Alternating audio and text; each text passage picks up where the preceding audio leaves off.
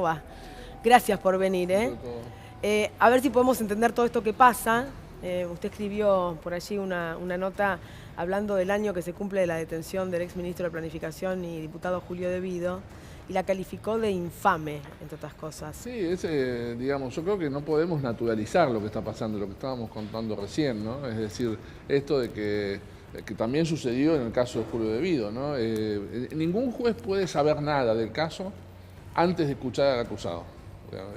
Yo diría que en principio los casos empiezan cuando se escucha al acusado. Digamos, cuando se escucha al acusado, y recién ahí, digamos, luego una investigación que confirma o desecha el relato del acusado en el marco del derecho de defensa. Recién ahí, cuando se escuchan las sugerencias de medidas de prueba del acusado que esgrime para defender su tesis, recién ahí es que hay una investigación que empieza a ser madura. A partir de ese momento, de modo excepcional, lo normal es que un juez continúe con el imputado en libertad investigando, él investigando, y el imputado también, el fiscal investigando, y el imputado desarrollando su estrategia de defensa personal. El defensor y el imputado también tienen derecho a, en libertad, juntar elementos de prueba, elementos de convicción. Lo que está sucediendo acá es totalmente lo contrario, es decir, violando todo el sistema de garantías. Primero lo detengo, con lo cual aseguro que no pueda defenderse, porque un sujeto privado de su libertad no puede defenderse. Lo detengo y recién ahí comienzo la investigación. Eso se llama, esto está en el Código Penal, se llama privación ilegítima de la libertad, realizada además por un juez, digamos. Es un escándalo, digamos, total. Y es un escándalo además que se extiende en el tiempo, ¿no? En el caso de Julio De Vido se cumplió hace pocas horas un año de una prisión infame, digamos, ¿no? Pero además infame porque ¿por qué la califica de infame? Y bueno, porque además de todo, además de ser ilícita, inconstitucional, pero ratificada por todas las instancias. No solo ratificada, sino invertido el sistema procesal. Es decir, aquí teníamos un juez que 3 minutos antes le había dicho al fiscal, mire, ¿sabe qué? No tengo elementos ni para convocarlo a indagatoria, Julio De Vido, porque no, el día que lo convoque no sé qué hecho definirle. O sea, no tengo ni para definirle el hecho. Esto está en el expediente, o sea, no es invento mío, digamos. Eso dijo el juez. Eso dijo el juez 2 veces. ¿De qué causa? Aclaremos esto porque si no nos complicamos. La causa, él está detenido solo por la causa de Río Turbio. De yacimientos carboníferos de Río Turbio. Sí. El fiscal hay algunos datos que estamos poniendo en pantalla. Sí, bueno, ahí estoy, digamos, un poco la idea es por qué razón. Entender por qué está detenido. Claro, o sea, porque nunca debió ser detenido. No debió ser detenido porque la prisión preventiva solo funciona en casos excepcionales, cuando hay peligro de fuga o riesgo de obstaculización de la investigación. Ninguna de estas cosas sucedió. ¿Y la doctrina Irursum? Bueno, la doctrina de Irursum es el espanto de la doctrina de Irursum, digamos, es el hecho de, como no tengo nada de esto, Irursum inventó, aplicando un código que debe ser de Venus, digamos, o sea, sugerido por el capitán Spock seguramente, digamos, en donde él dice que además puedo usar la prisión preventiva en casos en donde, aun cuando el sujeto no tenga poder en la actualidad, lo haya tenido en algún momento, entonces le queda una especie de poder residual. Sí. Una hipótesis total que está solo en la cabeza de ese camarista. No debió ser detenido en prisión preventiva porque Julio De Vido siempre se sometió a la justicia, siempre estuvo y se defendió físicamente, se presentó en cada vez que fue convocado. No debió ser detenido porque la investigación no tenía ningún elemento para imputarle nada. De hecho, la indagatoria es vergonzosa. Cuando se lo convoca, se lo detiene para la indagatoria, el juez no sabe cómo definirle un hecho típico, digamos. Bueno, con lo cual... sinceramente, yo digo, ¿por qué es infame? Porque además de todo esto, además de la inconstitucionalidad, del abuso de poder, de violar todas las garantías, hubo claramente una conducción política del tema, un objetivo político. Digamos, no es casual que se esté discutiendo la ley de presupuesto y no esté en el Parlamento una voz que podría haber sido importante, digamos, para oponerse a estas discusiones económicas, ¿no? Entonces, nosotros seguimos... Lo que le queda, digo, a la gente, que la verdad comprender el trámite de un expediente es bastante complejo. Difícil, no lo entienden ustedes, que son los abogados de los expedientes, porque se toman decisiones fuera de la ley. Imagínense, para alguien que está muy afuera de esto. Lo que se instala mediáticamente es que De Vido robó, es culpable, y bueno, si está preso, tiene que estar preso hasta que algún día se lo condene. A ver, para que quede claro a la gente, ni siquiera está claro cuando algunos periodistas han dicho delante mío de que en el caso de Vido hubo un incremento patrimonial, frente a mi pregunta, bueno, ¿a dónde está ese incremento patrimonial? ¿Cuáles son los bienes? Digamos, porque deben ser de dominio público, que todo el mundo sabe los bienes de Vido. Bueno, nadie me sabe responder. No hay ningún incremento patrimonial demostrado. Tanto que no está demostrado el incremento patrimonial en cabeza de Vido, que fueron a investigar a la pesca a ver si encontraban un incremento patrimonial en la esposa de Vido. Como no encontraron un incremento patrimonial en la esposa de Vido, están investigando el incremento patrimonial de los hijos. Es una vergüenza. Un escándalo, pero un escándalo que yo les prometo que la consecuencia, cuando toque a algún juez de la Constitución, que son pocos, pero lo estamos buscando, vamos a encontrar algún juez de la Constitución, en algún momento estos jueces van a ser responsabilizados penalmente por lo que están haciendo. Es gravísimo lo que está sucediendo. Néstor. Sí, doctor, usted hacía mucho foco en esta cuestión que tiene que ver con los procedimientos, con la violación de las garantías durante el procedimiento. No solo con el procedimiento, sino con el fondo. Estoy diciendo de que no se determinó ningún incremento patrimonial. Eso es el fondo, digamos, no es el procedimiento. Ok, de acuerdo. No se determinó ningún incremento patrimonial. Sin embargo, Vido ya tiene una condena por el tema de 11, pero déjeme cerrar la idea. Y además tiene un procesamiento confirmado por el tema de Río Turbio. Entonces, ¿todos los jueces están equivocados? Mire, todos esos jueces son jueces del Comodoro Pi. Yo casi me arriesgo que el 90% de esos jueces no tienen ninguna catadura, ni moral, ni intelectual, ni profesional para estar donde están. En primer lugar, esta es mi opinión. ¿Se da cuenta que lo que dice es gravísimo? Si los jueces que no es gravísimo, es conocido por todos ustedes también. No nos hagamos sorprendidos, sabemos lo que son los jueces de Comodoro Pi, usted también lo sabe. Entonces, la única diferencia es que yo lo digo, digamos, pero en general todos sabemos quiénes son, o hace falta que recordemos apellido por apellido para que la gente se acuerde de quién estamos hablando. Si digo Bonadío, ¿sorprende? Bueno, para un sector de la sociedad, Bonadío es un prócer que ha es conseguido... un sector de la sociedad que está desinformado, o que está mal informado por algunos títulos de algunos medios de comunicación hegemónicos, pero la verdad que todo el mundo sabe quién es Bonadío. Cuando usted dice que hubo una condena en el caso 11, ¿sí? En el caso de la tragedia de 11, en donde se le intentó responsabilizar a Julio de Vido por una tragedia de enorme cantidad que nos costó a todos los argentinos y a las familias particularmente una enorme cantidad de vidas. La resolución de eso es que con respecto a las muertes, de Vido fue absuelto. Y de un modo que tenemos que esperar los fundamentos, porque la verdad que es ciencia ficción, cuando siempre se dijo que además se investigaba la administración fraudulenta vinculada en cuanto hubiera sido manifestado en el estrago, en el resultado de esa tragedia. Sí, que la corrupción llevó al accidente. Y esto instaló ese eslogan, la corrupción mata, de la no abogada Laura Alonso, etc.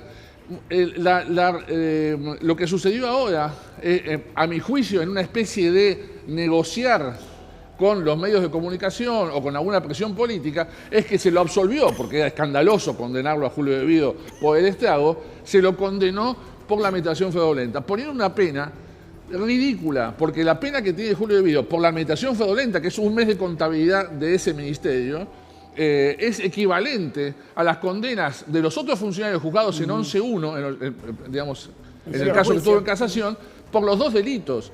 Con lo cual, yo le puedo asegurar que si esta charla la tenemos dentro de un año, Julio de Vido va a ser absuelto por las dos cosas, sin ningún tipo de duda. Entonces, eso va a ser la discusión, pero ya fíjense cómo era seguro que Julio de Vido iba a responder por las muertes. Bueno, él está absuelto, es inocente de esas muertes. Esto es lo que la gente, los medios de comunicación, por supuesto, se ocupan de no informar. Con respecto a los procesamientos confirmados, claro, la Cámara que confirma esos procesamientos es la Cámara que ha instalado, por ejemplo, la doctrina de Iursum. No me merece ningún respeto. Por eso estamos apuntando ahora a que la Corte Suprema sea la que ponga un coto en la prisión preventiva de Julio de Vido. Ahora, doctor Rusconi, los familiares... A mí el argumento de que haya confirmaciones de las cámaras, que encima se nombran funcionarios de cualquier lado, se sacan miembros de un tribunal oral para ponerlos como camaristas.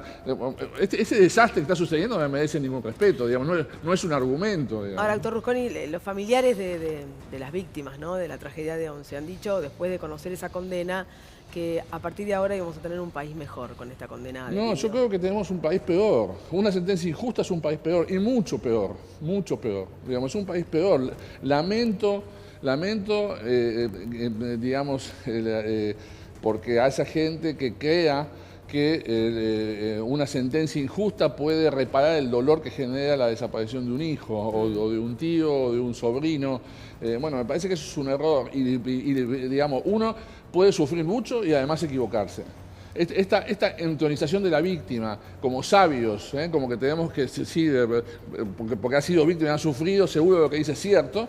Bueno, eso es un prejuicio demagógico, digamos, que no tiene ninguna razón. Es como si en mi familia hubiera habido un caso de mala praxis, y entonces yo soy el que enseño a operar para que no suceda, y yo soy abogado, digamos. Fui alguien que tuvo quizá una tragedia de mala praxis, pero no tengo ninguna, digamos, entidad, ni técnica, ni siquiera moral, para decir cómo hay que operar. Bueno, ¿en qué nivel la justicia es injusticia? No sé por qué hay que respetar más a las víctimas que a Julio Devido, la verdad. Usted expone, de acuerdo a esto que está diciendo, porque está diciendo que en definitiva dentro de un tiempo los que pagarán serán los jueces sin ninguna duda que han tomado estas decisiones. ¿Estamos ante una falta de Estado de Derecho o en qué situación se encuentra el Estado de Derecho en Argentina? Es un escándalo. Yo creo que hemos llegado a un punto, digamos, yo lo digo a veces con algún enojo, pero en el fondo lo que tengo es una enorme tristeza, ¿sabes? O sea, uno ni siquiera sabe qué hacer frente a esto. En la facultad uno forma a los chicos a que se desempeñen en el uso de reglas. Los casos se resuelven con reglas que emanan de la Constitución. Y la realidad es que los casos no se están resolviendo con reglas, se resuelven con otra cosa. Volviendo, digamos, a un caso médico. Es como si yo enseñara, soy profesor de cirugía y enseño a alguien a manejar el bisturí de un modo magistral, y resulta que cuando se reciba no va a usar ningún bisturí, sino va a usar un mouse, porque las intervenciones son, qué sé yo, robotizadas. Estamos formando gente para un mundo que funciona bajo otras reglas. Digamos, esto de detener para luego indagar, que se está instalando porque se necesita el impacto mediático de la detención de una persona con chaleco, el casco, este desastre, bueno, eso es una vergüenza, y eso no es justicia, eso es venganza, es destrucción moral y física casi de la persona imputada. Eso no es una justicia digna. Y encima no tiene nada que ver con lo que luego va a pasar, digamos. Cuando llegue el juicio oral, estos casos, si es que los jueces de un tribunal oral son héroes, porque yo en el alegato del juicio 11 lo dije, yo espero de ustedes heroísmo, porque no hace falta ser jueces normales, tiene que ser para oponerse a todo el preconcepto, el prejuicio, los medios de comunicación, las 50 tapas de los diarios matutinos de mayor circulación, etcétera. Tienen que ser ¿Los jueces tienen miedo de hacer su trabajo? Y yo creo que sí, los jueces, digamos, yo con esto no quiero defenderlos, porque hay que renunciar, hay que saber renunciar. ¿No? Ese es un verbo que se olvidan, de que uno puede irse de los lugares. Sí. Yo me he renunciado a un montón de lugares de muchísimo poder, digamos. Pero bueno, lo que es seguro, salvo que uno diga, bueno, digamos, yo entendería que algún juez me demuestre que si renuncia no tiene con qué darle de comer a su hijo. Bueno, me parece que estamos lejos de esas situaciones. Pero me parece que sí tienen un porcentaje importante de los jueces tienen mucho temor, ¿no? Tienen mucho temor a salir en los medios, a que los escrachen, a que los presionen, no soportan llamadas telefónicas de ministros. Me parece que esto sucede. Néstor. No, tiene mucho que ver esto que dice usted. A esta hora debería ser fiscal ante la Cámara de Casación y no lo es porque alguien le puso la ficha negra, la bola negra. Porque la señora Arroyo Salgado le pareció que no podía ser fiscal de casación quien era abogado de Lagomarsino. Quiero preguntarle... Y porque en el gobierno anterior se anuló. Porque yo, el concurso, porque también, digamos, yo soy crítico del kirchnerismo del gobierno anterior en cuanto, bueno, de hecho he publicado varias notas, digamos, en la selección de magistrados. Han hecho unos cuantos desastres en la elección de magistrados. Magistrados que luego son los que, eso es lo que se equivocan quien tiene el poder, que cree que porque colocó a un candidato que estaba 20º, lo colocó primero, ahí tiene un tipo asegurado que va a jugar para él toda la vida. Son los peores. Son los peores. A Carlos Menem, quien lo encarceló, fue un juez que lo había puesto ese presidente. Y no tenía ningún prestigio ese juez. Es cierto. Lo que quería preguntarle era un poco jugando a la fantasía. Vio que la política siempre uno están con uno, al día siguiente se pelean y están enfrentados y los amigos terminan siendo enemigos irreconciliables y viceversa. ¿Se imagina un escenario, por la vía de la fantasía, insisto, en el que Julio Devido vaya ante Bonadío y le digo, sí, es cierto, la plata esta, yo la recaudé, pero era para Cristina y al día siguiente esté en libertad? Mire, primero, todo lo que tiene que ver, esto es una invocación de la ley del arrepentido. Esa ley, en primer lugar, entre otros desastres que está administrando Bonadío, y no es el peor de los desastres, esa ley la está aplicando mal. Está aplicando una ley del 2016 a hechos anteriores al 2015. Está aplicando retroactivamente una ley penal. No se puede hacer eso. Que ni siquiera es más benigna. Pero, no, por es supuesto, mucho peor. pero para nadie es más benigna. Claro. No solo para los imputados Funcionarios perjudicados, o exfuncionarios. tampoco para el beneficiado, porque si ese beneficiado miente, se le aplica un tipo penal que es de esa propia ley, que en el momento de los hechos no estaba vigente. Claro. Con lo cual, por donde uno lo mire, esa ley su aplicación es inconstitucional. Por aplicación de una ley retroactiva, a ver, si un alumno en la facultad, en los primeros 3 minutos me presento, tomo lista y me dice, voy a aplicar retroactivamente esa ley, una ley de 2016 ha hecho del 2014, 2013, lo he hecho del curso. Digamos, bueno, y eso está sucediendo. Nosotros hicimos un planteo de nulidad que no está resuelto. Y no está resuelto porque no saben en qué idioma escribir la respuesta a ese conflicto, porque están aplicando mal. Es todo nulo eso. Es todo nulo. Y después van a decir que el problema es la impunidad. No, el problema es lo vergonzante de esos jueces. Entonces, eso no va a suceder, en primer lugar, porque todo es un desastre. Segundo, yo, en principio, me parece que mi concepción del rol de la defensa es que ser abogado defensor de un arrepentido es una situación rara. Digamos, o sea, un arrepentido no necesita defensor. Digamos, me parece que yo tengo, ni siquiera creo que haya bases éticas razonables en eso. Segundo, para que uno pueda arrepentirse, y esto sí tiene que ver con el modelo del sistema acusatorio, hay que definirle de qué tiene que arrepentirse. Primero tiene que definirme, si quiere Bonadío, cuál es el comportamiento del cual él quiere que alguien se arrepienta. Eso no está. Bonadío quiere que le cuenten algo. Es como cuando llega a la casa y le dice, digamos, a los hijos, dígame qué hicieron porque sé que estuvieron mal. Pero puede digamos, un fiscal, el hijo uno se siente doctor, nervioso y nos confiesa. ¿puede Bueno, un fiscal, Bonadío, eso doctor, no funciona en la familia, no es tema judicial. ¿Puede un fiscal como Stornelli en este caso decir que de distintas declaraciones de José López, como le pidió que una no la ponga, la tiene guardada no sabemos dónde o en su memoria? Stornelli tiene que explicar con alguna, digamos, relevancia y con alguna concentración por qué se quedó con un caso, él y Bonadío, que no les correspondía, que tenía que haber sido otro juez. Ellos hicieron fue un shopping, digamos, es el quedarse. Uno puede desarrollar, a ver, yo como fiscal puedo desarrollar una investigación preliminar, es decir, ahí me llega una noticia de un eventual delito o sale una nota periodística y para ver si hay o no un caso, empiezo a investigar cosas urgentes que no afecten garantías. Puedo hacerlo, pero una vez que avancé y ya hay lo que se llama una notitia criminis, es decir, la noticia de un delito, yo tengo que sortear, porque yo no puedo elegir con qué caso me quedo. Stornelli y Bonadío eligieron con qué caso, entre otras irregularidades, van 7 en un minuto, eligieron quedarse con ese caso. La razón por la cual ellos pueden elegir un caso realmente es... ¿No están grabadas en las conversaciones? O por lo menos hasta ahora no se las mostraron a nadie. Eso casi que, bueno, es un desastre, pero es una sutileza. El fiscal elige qué parte del testimonio se queda, otra parte no, porque el detenido le dijo esa parte no. No entiendo bien, por eso le pregunto. Pero bueno, es un espanto. Bueno,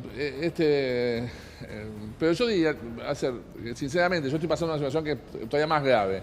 Y es que tengo una persona que era diputada, que fue mal desaforada, porque el desafuero corresponde, como dijo el tribunal del caso 11, corresponde una vez que hay sentencia firme de condena. Sí. ¿Sí? Porque si no es un desafuero que está siempre en el limbo. Porque ¿qué pasa cuando lo absuelvan a Julio De Vido del caso de Río Turbio, que en algún momento lo van a absolver? ¿Qué van a hacer? Van a tener que volver a devolverle sus fueros, digamos. Entregó 1 año de su vida a una investigación que no avanzó nada. Ni siquiera la pericia, que se tenía que haber hecho antes de convocar la indagatoria. Las pericias no están hechas. La pericia contable. A ver, si uno supone en un delito económico, un delito de corrupción, que faltó algún dinero, la pericia contable es, digamos, la letra A del abecedario. Empezamos por ahí. Bueno, esa pericia nosotros pedimos con urgencia que se haga antes de la indagatoria. ¿Sí? Hace 1 año. No se hizo y todavía no se hizo. ¿Y quién insistió? ¿El fiscal en que se haga esa pericia? No. Insistimos nosotros en que se haga esa pericia. Entonces es una vergüenza, es indignante. Doctor Rusconi, muchas gracias. No, gracias a ustedes. Por venir. Le pone pasión, pero para que entendamos de qué estamos hablando. Hacemos una nueva pausa, enseguida volvemos. Hay otra historia.